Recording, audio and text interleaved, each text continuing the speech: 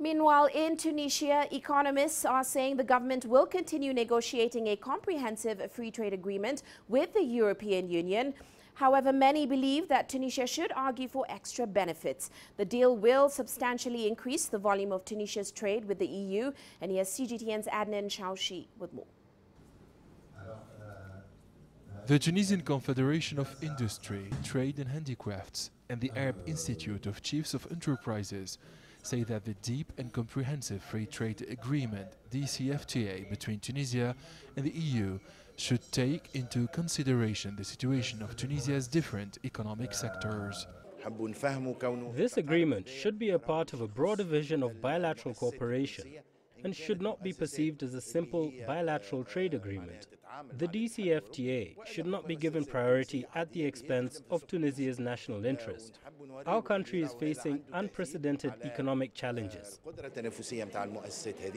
Experts explain that the new agreement with the EU will revive some economic sectors.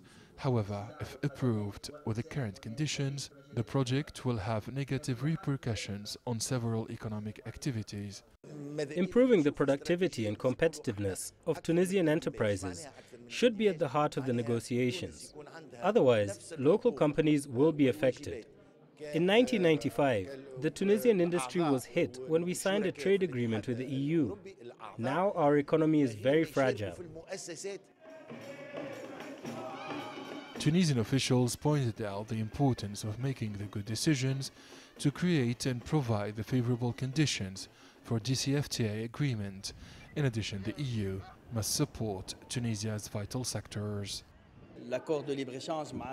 For these negotiations to succeed and qualify Tunisia to opening its markets to European products, it is important that European friends provide the necessary support to certain economic sectors such as tourism services and tourism industry so that it can compete with Europe.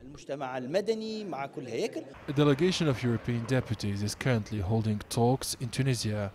EU negotiators said they will present the results of the talks to the European Parliament in order to carry the voice of Tunisia to the European legislative institutions. The Arab Institute of Chiefs of Enterprises has sounded the alarm about the spread of the phenomenon of brain drain in the North African state.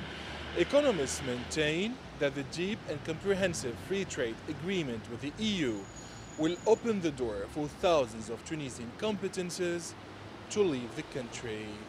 Adnen, Chaouachi, CGTN, Tunis.